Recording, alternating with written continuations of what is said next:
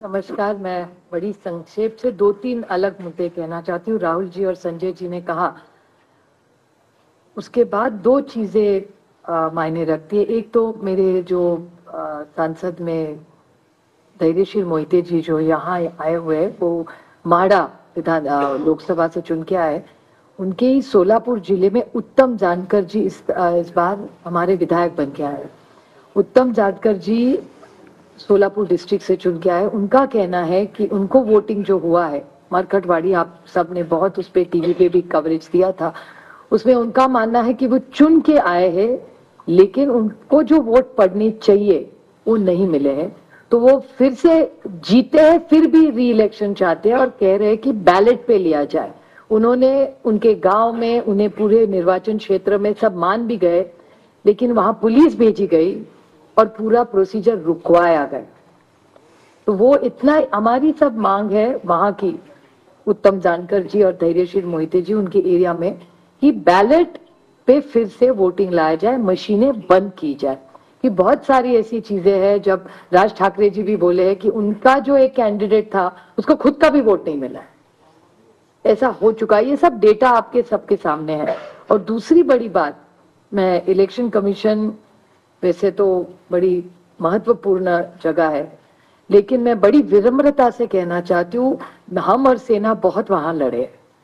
जिस तरह से हमारी पार्टी तोड़ी गई, जिस तरह से हमारे विधायक, हमारे एमपी, सांसद तोड़ा गया, पार्टी तोड़ी गई, हमारी लड़ाई आज भी शिवसेना की और एनसीपी की आज भी सुप्रीम कोर्ट में चल रही है। लेकिन और एक छोटी चीज उन्होंने की कि हमें जो सिंबल दिया गया और दूसरा सिंबल तुतारी वाजवणारा माणूस और तुतारी मराठी में, वो एक ही शब्द तुतारी तुतारी उन्होंने किया।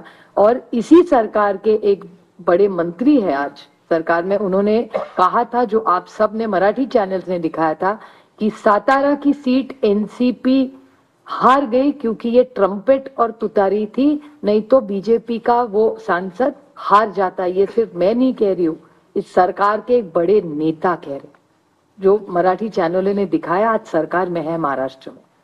और हम सब ने जब विधानसभा में मांग की कि आप तुतारी हटा दीजिए, बड़ा कंफ्यूजन हो रहा है, हमारी 11 सीटें ऐसी है, इस कंफ्यूजन में हम हार गए। तो हमारी विनती थी कि आप ये तुतारी हटाइए, तो बोले तुतारी हम ये सिंबल नहीं, हमने डेटा दिखाया कि कंफ्यूजन हो रहा है ये सिंबल के कंफ्यूजन में, फिर उन्होंने ट्रम्पेट नाम बता दिया, लेकिन तुतारी वो रखी वैसे, क्योंकि जब बाहर वो जाता था वो देख रहा था तुतारी वाजवणारा माणूस तुतारी, हम उस तरह, उसी कारण हम सातारा की सीट हारे। और ये भी सत्ता पक्ष मान रहा है, रिकॉर्ड पे उन्होंने कहा। तो ये कैसे चलेगा? ये वोटर्स लिस्ट है, ये मल्टी फैक्टर अटैक है। ये सिंबल का इशू है, फिर पार्टियां तोड़ने का इशू है, ये वोटर्स लिस्ट का इशू है, और कभी कभी मशीन, लोग नाराज होते हैं जब हम मशीन के बारे में कहते हैं, लेकिन बहुत सारे ऐसे लोग हम सबको मिलने आते हैं। तो ये मल्टी प्रोंग अटैक हो रहा है। और अगर एक सशक्त लोकतंत्र रखना हो तो फेयर इलेक्शन तो होना ही है। हारने का कोई दुख नहीं है, जीते हारे जनता तय करती है। हम तो जीत के आए दोनों, धैर्यशील जी आए, बट बड़ी विनम्रता से हम कहना चाहते हैं कि इलेक्शन कमीशन ये फेयर होना चाहिए, इतनी हमारी मांग है। और जो हमें जो वोटर्स लिस्ट फोटो सब मांग रहे, बस हमें दे दे। बाकी हम लोग क्या मांग रहे हैं? एक सशक्त लोकतंत्र में इलेक्शन कमीशन का रोल बहुत जिम्मेदारी का होता है।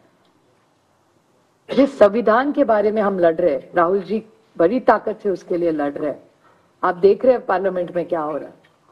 तो वो संविधान बचाना हो, देश बचाना हो, एक सशक्त लोकतंत्र के लिए महात्मा गांधी ने इतना बड़ा योगदान दिया, जवाहरलाल नेहरू ने देश को इतनी दिशा दी, इन सब के मान सम्मान, उनका जो उन्होंने मेहनत करके हम सबको ये हक दिया है, वो पूरा फेयर होना ही चाहिए। और हमारी लड़ाई नहीं है, हम सिर्फ पारदर्शकता चाहते, बाकी हमारी कुछ मांग। धन्यवाद सुप्रिया जी। अब मैं, क्योंकि तीनों को जाना है तो